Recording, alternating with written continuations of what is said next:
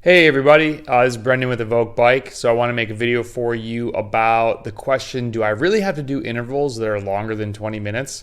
Of course, the answer is it depends, but a lot of people have now downloaded WKO5 or are messing around with it, and they see optimized intervals and they see extensive aerobic or intensive aerobic, and they look at it and they're like, 3 by 30 something minutes? Like, do I have to do that? I think it's really helpful. The answer is yes for some and no for others. Race specificity is one big thing, but we'll get into that. But really, if you first think about when or where are you in your training cycle, if you're doing base miles and you're looking to do some extensive aerobic stuff and you're riding below FTP, you're pushing your time out towards your time to exhaustion or TTE, you want to be doing those longer intervals, especially if you're only riding at tempo wattage. There's really no reason to make it like 4 by 10. Just go out and ride tempo, and you're going to see yourself doing 45-minute intervals. If you're riding with your friends during base miles, just really try to be that person that says, hey, let's really pedal this time. Like, even if we're chatting, let's ride. And as you do sweet spot intervals, those are going to be harder, obviously. You're not going to be able to, well, you might be able to just go out and crush some long ones, but build up to that for sure. Start with 4 by 10, 2 by 20, 1 by 40. Those are big jumps, but work your way out, and you want to be doing that. And especially really trying to get closer to like 150, 200% of your TTE. And that's definitely category dependent. Tim Cusick from WKO puts out some good guides as to like where you want to be duration wise for sweet spot. So he's got a webinar out there about that, which is really good. If you're trying to build FTP and you're doing 2 by 20s or 2 by 25s, you still want to go out to 40 minutes, 50 minutes, an hour. That is just really building aerobic power. And if you're gonna spend the time going through an FTP block, do it the right way and really do those intervals that you got to muster the motivation. We'll talk about that, but if you're not motivated to do it, you're not going to do it well, so don't spend your time doing it. If you want to build your FTP and you want a bigger engine, which is a good thing to have, then say, hey, in this block, when I have these longer intervals scheduled, I'm going to buck up and I'm going to do it. So yes, you do need to go longer than 20 minutes. Also, if you're coaching yourself or you're working with a coach that uses WKO, the algorithm has to be healthy. The algorithms that run the PD curve need to be healthy. So there's a whole webinar on how to maintain a PD curve. It needs longer duration efforts. And if you're basing your training on optimized intervals, you need a healthy curve. My last video a couple times ago talking about, though, you still need to double check the work of the computer, because you don't necessarily want to base your intervals off of just optimized intervals if you've beat the PD curve. So we won't go into that in this one, but yeah, you need a healthy curve, so do longer intervals. Then you could ask yourself, like, why? What type of racer am I?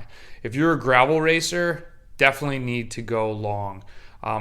Number one, since there's very little ability to coast behind someone else and save watts, you're forced to pedal more, you're forced to stay on the gas more. So even if you look, it's very interesting, like look at your best 20-minute time during a hard race. It's going to be chopped up with lots of VO2 max efforts, and it's really more of like a normalized power best 20. But that said, there's a lot of pedaling in gravel that's continuous. So you want to do, if you never pedal half an hour, it's going to be really hard to do well in gravel. If you're a road racer and you think you're riding off the front or anything like that, or going in a long break, you need to be able to pedal for a long time. So yeah, you need to do those longer efforts. Just ask yourself, is it race specific? So when do you not need to do this? Let's say you're someone who, gets in the brake and you're not necessarily driving the brake, but you just have that good jump, you have the good racecraft, you kind of like a classics type rider, where a lot of our races as amateurs, there's like 10, 15 minute sections where it goes really freaking hard. That's what you probably need to focus on more than a long 30, 40 minute interval when it's race season. Because at that point, when we shift to racing and like high performance intervals, a lot of times I push people to really try and ride more like supra threshold, 105%, 108%. Like go where it's uncomfortable for as long as you can. These might be 8, 10, 12, 15 minute efforts. Okay, make sure that you're going out and knowing what your max is, and then working on repeatability. It's got to be race specific, but most of us are racing people that are faster. So you need to push harder than your threshold, most likely, at many times of the race to make the break, to ride in the break.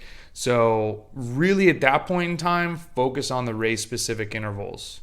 I'm going to post this video in one of the like top 3 workouts that I liked that you need to be doing in threshold bursts are one.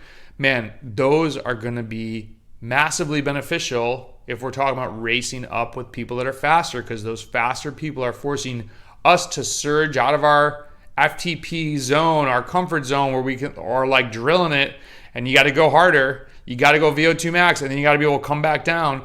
So, I mean, it's a really good basic workout that's going to help you out. So again, that doesn't have to necessarily be a 40-minute threshold burst.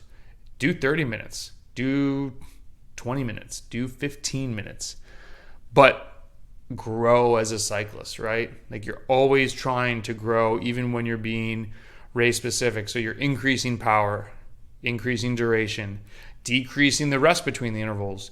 And the one that I love that is not talked about a lot, do it under some KJs, go out and ride 1500 KJs, kilojoules, and then do your intervals.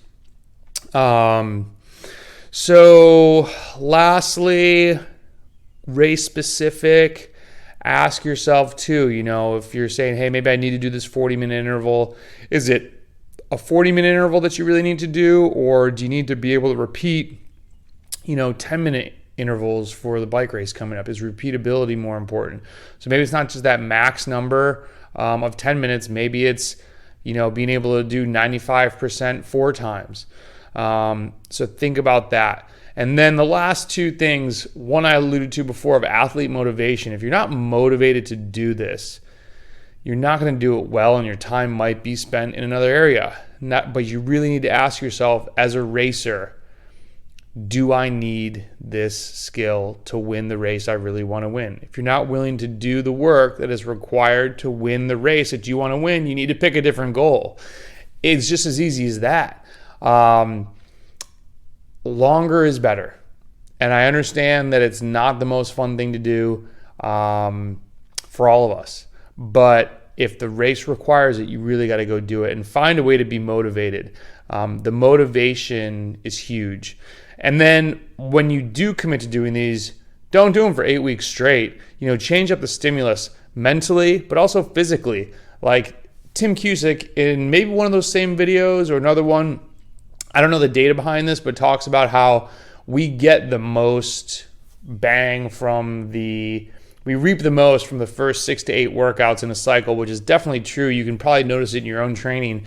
By the 3rd week, if you've gone hard enough, you're probably not reaping much more from that same physiological system in the block. Sometimes I even switch gears. If I've done 6 hard sessions and I'm like getting tired, but I want to finish out the last few days, and I'll just ride miles because riding your bike is a good thing. It also then makes me tired enough that I really want to have the rest week. I rest, I absorb all the training, I come back stronger. So just remember, motivation and stimulus change is super important. So don't just hone in on one thing. So do you need to go longer and long? Yes. Do you need to do it all the time? No, not really during the race season, unless it's race specific. And then, as you're growing as a cyclist, if the 40-minute is too hard at first, insert some little 1-2 minute breaks in there for the mental freshness, and then slowly remove them. Be increasing power, increase duration, reduce rest, and do them under KJs. All right. Please subscribe to the channel. Please like it. And we will talk to you soon. Email me, Brendan at Evoke Bike, if you have questions or comments. Thanks for watching. And last thing, share this with a friend if you found it helpful.